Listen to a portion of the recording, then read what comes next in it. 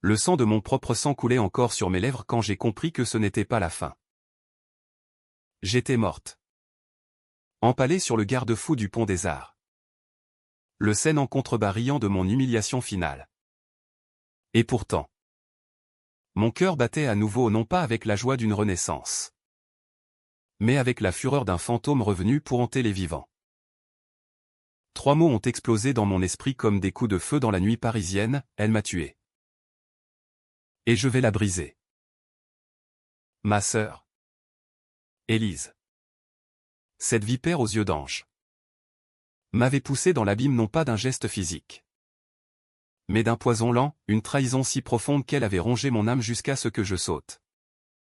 Convaincu que la vie n'était qu'un mensonge qu'elle avait écrit de ses mains manucurées. C'était Noël. L'année dernière ou plus tôt. Le Noël qui n'avait jamais existé dans ma nouvelle timeline. Car le temps s'était plié comme un parchemin ancien sous la plume d'un démon. J'ouvrais les yeux dans mon appartement du Marais. Les guirlandes clignotantes du boulevard Saint-Germain filtrant à travers les rideaux de velours usé. Mon corps. Ce corps de 28 ans que j'avais habité comme une prison dorée. Tremblait encore des souvenirs. Je me suis redressé d'un bond. Le goût métallique du sang remplacé par celui amer du café froid sur la table de nuit. Non. Ce n'est pas un rêve. Mes mains. Ces mains fines marquées par des années de labeur invisible au sein de l'empire familial. Palpaient la réalité, la peau chaude. Le pouls rapide. L'air chargé d'odeurs de pain frais et de vin de Bourgogne qui s'infiltrait par la fenêtre entr'ouverte. Paris. Ma ville bien-aimée et maudite. S'étalait sous moi comme une toile vivante. Les lumières de Noël scintillaient sur la Seine. Les touristes riaient sous les flocons timides de décembre. Ignorant que sous cette façade festive bouillonnait le sang des secrets enfouis. J'avais sauté du pont un 25 décembre. Après le dîner fatal chez nos parents. Rue de Rivoli. Élise. Ma sœur aînée. L'héritière parfaite. PDG en herbe de notre maison d'édition familiale. Les pages oubliées. M'avait humilié devant son amant en nom. Son marionnettiste Antoine Duval. Le requin de la finance qui avait racheté nos dettes pour mieux nous avaler. Devant lui. Elle avait ri de mes manuscrits refusés. De mes nuits blanches à réécrire des vies que personne ne lisait. M'accusant d'être le boulet familial. La ratée qui pompait l'héritage de notre défunte mère. Claire. Ma chérie. Quand vas-tu grandir? Tes histoires ne vendent pas, elles puent le désespoir des perdants. Ces mots, aiguisés comme des lames de guillotine, avaient coupé net mon dernier fil d'espoir. Mais ce n'était pas seulement l'humiliation. C'était le secret qu'elle avait déterré ce soir-là. Ce poison qu'elle avait versé goutte à goutte depuis des mois. Notre mère n'était pas morte d'un accident de voiture, comme on nous l'avait dit. Élise l'avait su. Grâce à ses connexions chez Duval Investissement. Maman s'était suicidée. Acculée par les dettes que papa avait cachées. Et Élise avait falsifié les rapports pour protéger l'Empire en me faisant porter le chapeau. J'étais celle qui gérait les comptes. Celle qui avait manqué de vigilance. Elle m'avait trahi pour grimper. Pour devenir la favorite. Pour épouser Antoine et fusionner nos âmes littéraires avec son argent sale. Et ce soir de Noël. Devant le sapin orné de boules en cristal de baccarat. Elle avait craché la vérité comme un cadeau empoisonné, Claire. Tu as laissé maman crever. C'est toi la coupable. Les invités avaient ri nerveusement. Antoine avait hoché la tête avec ce sourire carnassier. Et j'avais fui dans la nuit. Droit vers le pont. Où le froid du métal avait accueilli mon corps brisé. Maintenant. Je vivais à nouveau ce matin du 23 décembre. Le dîner était dans 2 jours. Mon téléphone vibrait déjà, un message d'Élise. Prépare-toi. Petite sœur. Antoine sera là. Ne rate pas ça. Son ton mielleux. Ce venin sucré. J'ai ri. Un rire rauque qui a fait trembler les vitres. Oh. Élise. Tu n'as aucune idée. J'étais revenu. Non pas pour pardonner, mais pour disséquer. La vengeance n'est pas un plat froid en France, c'est un festin brûlant. Servi avec du vin rouge et des mensonges affûtés. J'ai enfilé mon manteau de laine noire. Ce même manteau taché de boue du futur qui n'existait plus. Et je suis sorti dans les rues pavées du Marais. Les cafés exhalaient des arômes de marron chaud. Les vitrines de Fauchon scintillaient de pâtisseries enneigées. Mais mes yeux ne voyaient que les fissures, les regards fuyants des employés de l'édition. Les factures impayées que je savais déjà falsifiées par Élise. Ma première étape, infiltrer le cœur du monstre. Duval Investissement. Niché dans la tour Montparnasse. Un phallus de verre dominant la ville comme un doigt accusateur. Antoine. Ce fil de pute aux tempes grisonnantes et au costume sur mesure. Pensait que j'étais une proie facile. Dans ma vie précédente. Il m'avait ignoré. Me traitant comme une ombre. Mais j'avais fouillé ses dossiers après ma mort ou plutôt. Dans les limbes ou les amers avant de renaître. Il blanchissait de l'argent via nos livres, des éditions limitées financées par la mafia corse. Des auteurs fantômes payés en cash noir. Élise le savait et le couvrait. En échange de son alliance matrimoniale. Le secret enfoui. Pensais-je en montant dans le métro bondé. Serrant mon sac comme une arme. Une femme enceinte me céda la place, je déclinai d'un geste sec. La compassion était un luxe que je ne pouvais plus me permettre. Arrivé à la tour, je me suis présenté à la réception comme Claire Laurent. Consultante pour les pages oubliées. Mon badge falsifié haut. Les joies d'un esprit ressuscité qui se souvient des failles du système m'a ouvert les portes. L'ascenseur aux parois miroirs reflétait mon visage, pâle. Déterminé. Avec une lueur folle dans les yeux. Au 42e étage. Le bureau d'Antoine était un sanctuaire de marbre et de cuir. Imprégné d'odeurs de cigares cubains et de pouvoir absolu. Il était là. Penché sur son ordinateur. Sa secrétaire, une blonde filiforme nommée Margot, au tapotant frénétiquement. Monsieur Duval? Votre rendez-vous avec mademoiselle Laurent. Il a levé les yeux. Surpris. Puis ce sourire, carnassier. Calculateur. Claire? La petite sœur d'Élise. Qu'est-ce qui vous amène dans mon royaume? J'ai souri en retour. Un sourire qui cachait des crocs. Juste une vérification des comptes. Antoine. Pour le dîner de Noël. Élise m'a dit que vous fusionniez nos dettes avec vos. Investissement créatif. Ses yeux se sont plissés. Il n'aimait pas qu'on mentionne les créatifs. Nous avons discuté 1 heure, chiffres. Bilan. Et sous les mots. Des menaces voilées. J'ai glissé une USB dans sa poche pendant qu'il se levait pour un appel, un virus dormant. Programmé pour activer le 25 décembre. Révélant tous ces transferts illégaux à la justice. Dehors. La nuit tombait sur Paris comme un linceul. J'ai marché le long de la Seine. Les lumières des bateaux-mouches dansant sur l'eau noire. Première fissure. Me suis-je dit. Mais Élise était le vrai serpent. Demain. Je rendrai visite à papa. Ce vieil ivrogne brisé qui vivait encore dans l'illusion de l'empire familial. Il ignorait tout, la falsification. Le suicide de maman. Monceau. Il va apprendre. Pensais-je. En achetant une bouteille de cognac chez un caviste discret. La vengeance commence par la vérité. Mais elle s'achève par le sang ou du moins. Par des larmes qui valent mieux que du sang. Le lendemain. Le 24 décembre, Paris s'était paré de ses plus beaux mensonges festifs. Les Champs-Élysées scintillaient sous des guirlandes géantes. Les odeurs de dinde rôtie et de bûches de Noël flottaient dans l'air glacé. Mais pour moi, chaque flocon était un rappel, le temps presse. La nuit du dîner approche. Et Élise doit payer avant que l'horloge ne sonne minuit. J'ai poussé la porte de l'appartement de papa.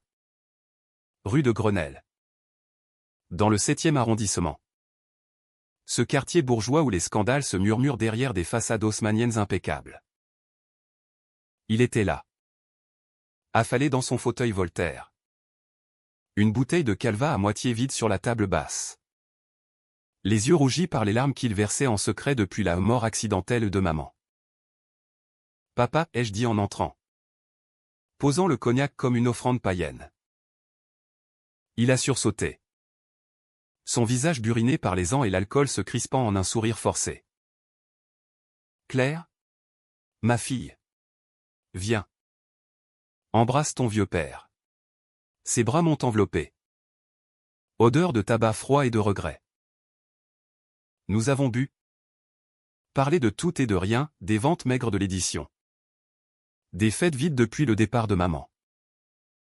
Puis, j'ai frappé. Papa. Et si je te disais que maman ne s'est pas tuée dans un accident? Ses yeux se sont écarquillés. Le verre tremblant dans sa main. J'ai déversé le poison, les rapports falsifiés par Élise. Les dettes qu'il avait cachées pour protéger l'entreprise. Le chèque suicide que maman avait écrit après avoir découvert la vérité.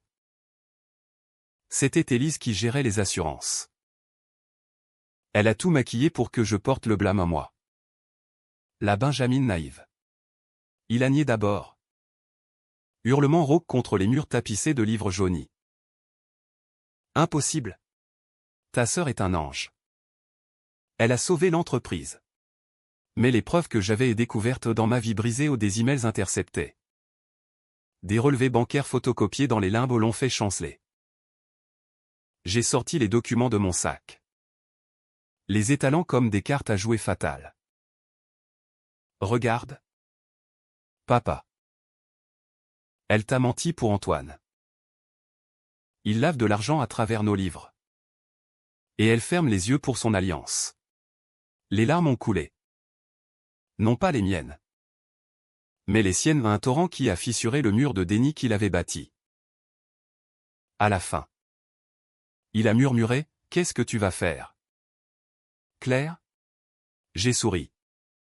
Caressant sa main ridée. Ce que maman aurait voulu, justice. Mais pas la loi. La nôtre. De là. Le plan s'est cristallisé comme du cristal de roche sous la pression. La vengeance n'est pas impulsive en France, c'est une symphonie. Composée note par note avec la précision d'un Debussy enragé. Étape 2, semer le doute chez les employés de Les Pages oubliées. J'ai appelé Lucien. Notre vieux graphiste. Un quinquagénaire bedonnant qui buvait des pastis aux zinc du quartier latin. Rencontre-moi au Procope, ai-je texté. Le café historique. Avec ses murs chargés d'ombres de Voltaire et Rousseau. Était le lieu parfait pour des confessions. Il est arrivé. Chapeau melon de travers. Et nous avons commandé des cafés serrés. Lucien. Tu sais pour les auteurs fantômes? Se payer en liquide par Duval? Ses yeux se sont agrandis derrière ses lunettes rondes. Dans ma vie précédente. Il m'avait confié ses soupçons après mon saut. Trop tard. Maintenant. Je l'ai armé, Élise signe les chèques. Elle sait tout. Si tu parles à la presse demain. Anonymement. L'empire s'effondre. Il a hésité. Suant comme un condamné. Et si elle me ruine? J'ai glissé une enveloppe, 10 000 €. Volé numériquement de son propre compte offshore à un petit twist de mon esprit ressuscité. Qui se souvenait des mots de passe comme des prières maudites? Ça. C'est pour recommencer ailleurs. Fais-le pour maman. Il a hoché la tête. Et j'ai vu la graine germer. Dehors. La neige tombait plus drue, couvrant les traces de mes pas. Paris. Ville des amours impossibles. Devenait ma toile de chasse. Mais Élise n'était pas dupe. Mon téléphone a sonné alors que je rentrais, elle. Claire? Qu'est-ce que tu fous? Papa m'a appelé. Il délire sur des falsifications. Reviens à la maison. On en parle. Son ton, mi-inquiet. Mi-menaçant. Comme une mère qui gronde un enfant rebelle. J'ai ri dans le combiné. Oh. Grande sœur. Le dîner de demain sera inoubliable. Antoine appréciera le spectacle. J'ai raccroché. Le cœur battant d'une excitation perverse. La nuit. Dans mon lit étroit. Les souvenirs m'ont assailli, le dîner fatal. Ses rires. Le pont glissant sous la pluie. Pas cette fois. J'ai rédigé un email anonyme à la brigade financière. Détaillant les flux d'Antoine avec pièce jointe du virus qui activerait bientôt. Puis. Un appel à Margot. La secrétaire, c'est Claire. J'ai des infos sur Élise qui pourraient vous intéresser. Rendez-vous au Flore à midi. Margot était la clé, amoureuse d'Antoine. Jalouse d'Élise. Une bombe à retardement. Au café de Flore. Sous les portraits de Sartre et Beauvoir. Elle s'est assise. Lèvres pincées. Qu'est-ce que vous voulez? J'ai sorti les photos Élise et Antoine. Enlacés dans un hôtel de la rive gauche. Daté d'avant leur relation officielle. Elle le manipule. Et vous? Vous êtes juste le paillasson. Ses yeux ont flamboyé de rage féminine. Cette flamme que les Françaises portent comme un briquet dans la poche. Que dois-je faire? Saboter le dîner. Empoisonner le vin d'Élise pas mortel. Juste assez pour la faire vomir ses secrets devant tout le monde. C'était ma première décision controversée, impliquer une innocente dans le chaos. Était-ce moral? Non. Mais la morale est pour les vivants, moi. J'étais un spectre en chair et en os. La journée s'est écoulée en préparatifs, un tailleur noir pour le dîner. Un collier de perles de maman en symbole de l'héritage volé. Le soir, seul avec une bouteille de Château Margaux. J'ai porté un toast à la chute des anges. Les cloches de Notre-Dame sonnaient au loin, annonçant la veillée. Demain. Le festin. Le 25 décembre. Paris sous la neige était un tableau de Monet perverti, les toits blancs du Louvre se fondant dans le gris du ciel. Les passants emmitouflés pressés vers des repas chauds. Ignorant que dans l'un d'eux se tramait une tempête. J'ai traversé la Seine en taxi. Le cœur un tambour de guerre. Vêtu de ce tailleur qui moulait mes formes comme une seconde peau vengeresse. Rue de Rivoli. L'hôtel particulier familial ou hérité de notre grand-père éditeur redressait sa façade impériale. Guirlande au balcon. Sapin géant visible par les fenêtres. Les invités arrivaient déjà, oncle. Tante. Employés zélés. Et bien sûr. Antoine. Ce loup en costume 3 pièces. Bras dessus bras dessous avec Élise. Elle m'a vu entrer dans le vestibule. Son sourire parfait aux dents blanches. Lèvres carmin se figeant une fraction de seconde. Claire. Tu es venue. J'avais peur que tu fasses une scène. Sa robe verte émeraude, choisie pour évoquer l'espoir, était un mensonge ambulant. J'ai embrassé ses joues, inhalant son parfum Chanel No. 5. Ce même qui masquait l'odeur de sa trahison. Oh. Élise. Les scènes sont pour le théâtre. Ici, C'est de la littérature et je suis l'auteur. Papa était dans le salon. Pâle comme un spectre. Évitant mon regard, il avait cédé à mes supplications. Promettant de confronter Élise après le dessert. Le dîner s'est déroulé comme une pièce de Racine, tension sous-jacente. Dialogues acérés masqués par des rires polis. La table longue. Dressée avec argenterie Christoffel. Croulée sous les délices français, foie gras de canard. Dinde farcie aux truffes. Fromages affinés de Roquefort. Antoine trônait en bout de table. Toast à la main, à la famille Laurent. Et à notre future union qui fusionnera art et finance. Les verres ont teinté. Mais Margot, assise à sa droite, a versé le vin avec une main tremblante. J'ai observé, le liquide rubis coulant dans le verre d'Élise. Teinté d'un filtre inoffensif mais humiliant, un laxatif puissant. Préparé par une herboriste discrète du Marais. Les conversations ont coulé, banalité sur les ventes de Noël. Ragot sur le scandale d'un auteur plagiaire. Puis, Élise a attaqué. Comme dans mon souvenir empoisonné. Claire? Chérie. As-tu fini ton manuscrit? Celui sur la trahison fraternelle? Ça sonne si. Autobiographique. Rire forcé. Antoine a renchéri, les pages oubliées à besoin de best-seller. Pas de drame personnel. J'ai souri. Fourchette en main. Oh. Mais c'est un best-seller en puissance. Imaginez, une sœur qui falsifie des morts pour grimper. Ça vendrait comme des petits pains. Silence. Élise a pâli. Mais a riposté, toujours tes fantasmes. Claire. Comme pour maman. Tu l'as laissé crever avec tes erreurs comptables. C'est là que le poison a frappé. Élise s'est agitée. Main sur l'estomac. Visage tordu. Qu'est-ce que? Un gargouillis discret. Puis elle s'est levée précipitamment. Renversant son verre. Excusez-moi. La salle a murmuré, elle a filé aux toilettes. Suivi de regards moqueurs. Antoine a froncé les sourcils vers Margot.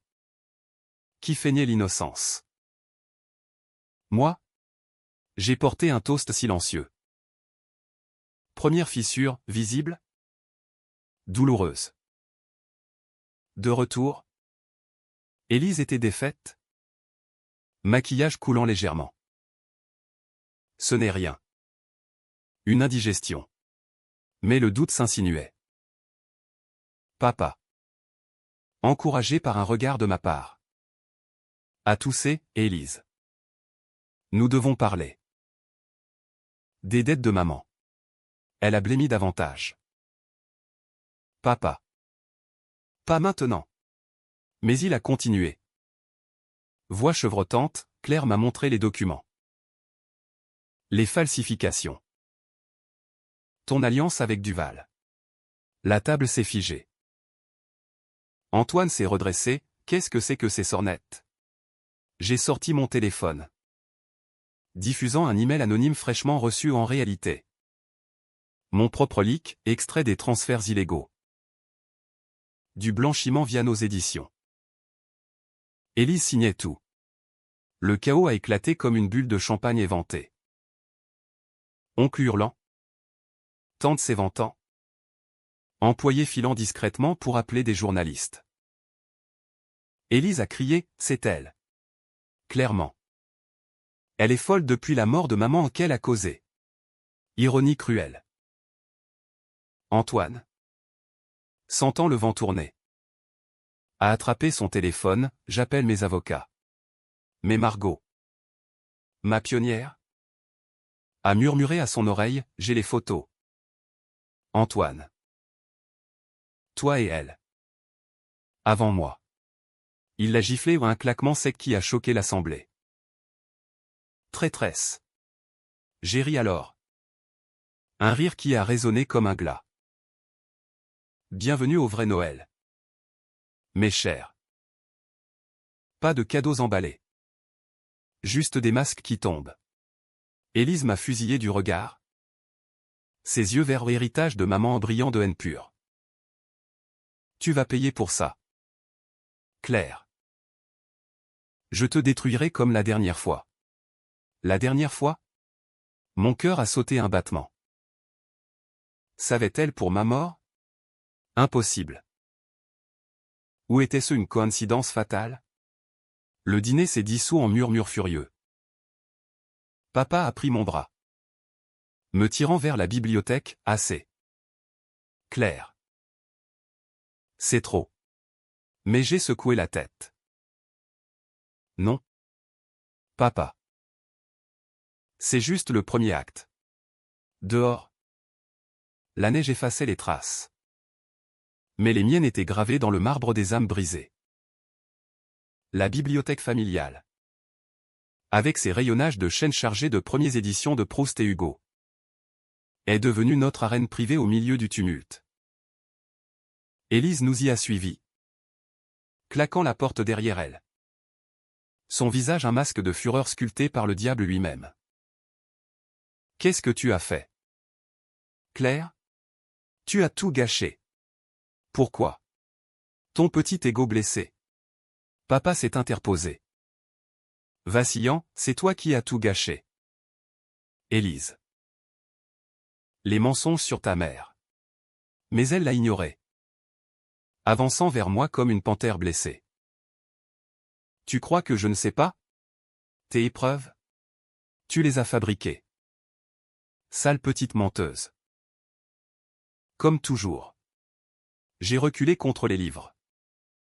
Sentant le cuir craqueler sous mes doigts ou une métaphore de nos vies usées. Elle bluffe. Me suis-je dit? Mais une étincelle de doute a jailli. Dans ma vie précédente. Après le dîner. Elle m'avait poursuivi jusqu'au pont. Non pas pour me sauver. Mais pour me pousser plus loin dans le désespoir, saute. Claire. Tu n'es rien sans moi. Était-ce un souvenir ou une prophétie? Élise. Tu m'as tué une fois. Pas deux. Les mots ont échappé. Lourd comme du plomb. Elle a ri. Un son hystérique. Tu es? Oh. Ma pauvre folle. Tu t'es suicidée toute seule. Mais si tu veux jouer. Allons-y. Papa a hurlé, assez. Appelez la police. Mais Antoine a surgi alors. Téléphone en main. Son visage rouge de rage. La police? C'est moi qui les appelle. Claire? Tu es fini. J'annule le rachat, ta famille coule. Il a composé le numéro. Mais j'ai anticipé, mon virus avait déjà envoyé les dossiers à la brigade. Un bip, un message entrant, M. Duval? Veuillez vous présenter au commissariat central. Affaire blanchiment. Son monde s'est écroulé, il a lâché le téléphone. Fixant Élise, c'est ta faute. Tu m'as promis que c'était clean. Elle a reculé. Trébuchant sur un tapis perçant. Antoine. Attends. On peut arranger ça. Mariage. Fusion. C'est là que j'ai pris ma décision la plus controversée. Celle qui me entrait même dans cette seconde vie, j'ai sorti le revolver de papa. Caché dans le tiroir du bureau depuis la mort de maman un souvenir de la résistance. Chargé et oublié. Assez de mots, ai-je dit. Le canon pointé non pas sur eux. Mais sur le portrait de famille au mur, maman souriante. Nous deux enfants innocentes. Une balle dans le cadre. Verre brisé. Photo déchirée. Symbolique? Oui. Mais le bruit a figé tout le monde. La prochaine va dans la vérité. Élise. À vous. Pour maman. Elle a craqué alors. Larmes coulant comme du vin versé. C'était pour nous sauver. Les dettes de papa. J'ai falsifié pour l'assurance. Et Duval. C'était pour l'argent. Tu étais faible. Claire. Tu aurais tout perdu. Papa s'est effondré en sanglots, Antoine a reculé vers la porte, appelant ses gardes du corps invisible. Mais j'ai continué. Voix calme comme la scène en crue, faible. Tu m'as fait porter le suicide. Tu m'as poussé à sauter. Elle a nié. Mais ses yeux trahissaient, elle se souvenait peut-être. Dans un cauchemar refoulé. D'avoir vu mon corps flotter. Dehors. Les sirènes hurlaient déjà au leak réussi. Les invités fuyaient. Téléphone brandi pour immortaliser le scandale. Élise s'est jetée sur moi. Ongles enfoncés dans mes bras, je te hais. Tu n'es qu'une ombre. Nous avons lutté. Tombant au sol parmi les livres éparpillés à la recherche du temps perdu ironiquement ouvert à la page de la jalousie. Papa a séparé. Mais pas avant que je ne murmure à son oreille, c'est fini. Sœur. Ton empire est poussière. Antoine. Pragmatique jusqu'au bout. A fui par la porte de service. Abandonnant Élise à son sort. La police est arrivée en trombe. Menottes prêtes. Élise a été emmenée. Hurlant des insanités, c'est elle. La folle qui a tiré. Moi? J'ai feint l'hystérie. Larmes aux yeux, elle nous a tous trahis. Maman? Papa. Moi. Papa a corroboré. Brisé mais libéré. Dans la confusion. Margot a glissé un mot, merci. J'ai tout enregistré. Vengeance en HD. Pour les tabloïds du lendemain. Seul dans la nuit enneigée. Revolver rangé. J'ai marché vers le pont des Arts. Le même garde-fou froid. Mais cette fois. Je l'ai caressé comme un amant repentant. Pas de saut. Pas encore. Mais le twist se profilait, un appel anonyme sur mon portable voix déformée, Claire. Tu crois que c'était fini? Élise n'était que le pion. Demande à papa qui a vraiment tué maman. Le vent du pont des Arts fouettait mon visage comme les regrets d'un amant éconduit. Mais pour la première fois. Il portait l'odeur de la liberté amère. Salé par les larmes non versées. L'appel anonyme résonnait encore dans ma tête. Un ver qui rongeait le fruit de ma vengeance accomplie. Élise n'était que le pion. Qui alors? Papa? Non. Son chagrin était trop pur. Trop dévastateur. J'ai regagné l'hôtel particulier en taxi. Les rues de Paris défilant comme des pages d'un roman inachevé, lumière tamisée des brasseries. Silhouettes enlacées sous les auvents. La ville indifférente à mes tourments. La police avait emporté Élise. Menottes argentées contrastant avec sa robe déchirée, Antoine avait disparu dans la nuit. Son empire financier déjà assiégé par les fuites que j'avais orchestrées. Papa était assis dans le salon dévasté. Verre brisé à ses pieds comme des joyaux maudits. Claire. Qu'avons-nous fait? Sa voix était un murmure brisé. Les épaules voûtées sous le poids d'années de mensonges. J'ai fermé la porte. M'agenouillant près de lui. La vérité. Papa. Enfin. Il a levé les yeux. Rougi. Et pour la première fois. J'ai vu non pas le père faible. Mais l'homme qui avait porté le fardeau seul. Il y a plus. N'est-ce pas, ai-je pressé. Il a hoché la tête. Sortant une lettre froissée de sa poche l'écriture de maman. Datée du jour de sa mort. Ta mère. Ce n'était pas le suicide seul. J'étais impliqué. Les mots ont tombé comme des flocons lourds. Il a confessé, les dettes n'étaient pas seulement les siennes. Mais un prêt mafieux contracté pour sauver l'édition lors de la crise de 2008. Maman avait découvert. Menacée de divorcer. Élise, alors jeune ambitieuse, avait aidé en falsifiant l'accident. Mais c'était lui. Papa. Qui avait poussé maman dans la voiture cette nuit-là au pas pour la tuer. Mais pour l'empêcher de fuir avec les preuves. Un accident forcé. Un virage trop serré sur l'autoroute A6. J'ai cru la sauver de la honte. Mais je l'ai tuée. Twist cruel, le monstre n'était pas Élise seule. Mais la famille entière. Un nœud de serpent où j'étais la plus innocente et la plus sacrifiée. La rage m'a submergé. Un raz-de-marée qui a failli me noyer à nouveau. Trincine pour ça? Pour découvrir que le sang est plus épais que l'eau. Et plus toxique? J'ai attrapé le revolver. Le pointant sur lui. Pourquoi ne pas l'avoir dit? Il n'a pas bougé. Yeux fermés. Parce que je t'aimais. Claire. Et Élise. Elle était mon rempart. Une décision finale. Controversée jusqu'à l'os, tirer ou pardonner? La vengeance pure aurait exigé le sang. Un cycle éternel de châtiment à la française. Comme dans les liaisons dangereuses. Mais j'ai abaissé l'arme. La jetant dans le feu de cheminée. Pas de plus de morts. La loi te prendra.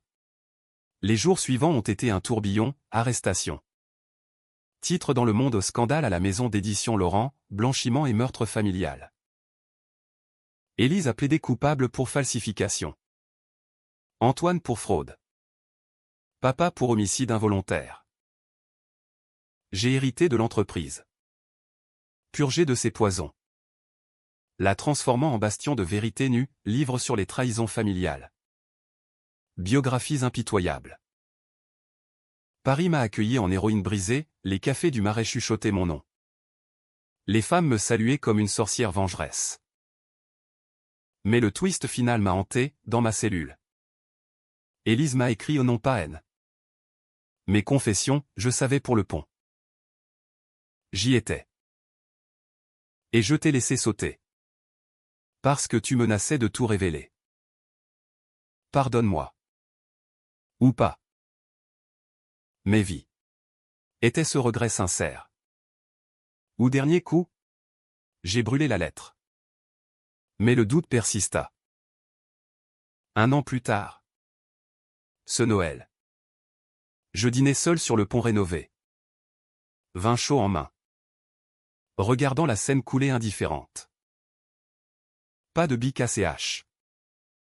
Mais une victoire aigre, j'avais brisé les chaînes. Mais les cicatrices restaient. La vengeance est un vin capiteux. Français jusqu'à la moelle enivrante. Mais laissant un arrière-goût de cendre. Et moi. Ressuscité. Je trinquais à l'avenir, à les ombres qui ne meurent jamais.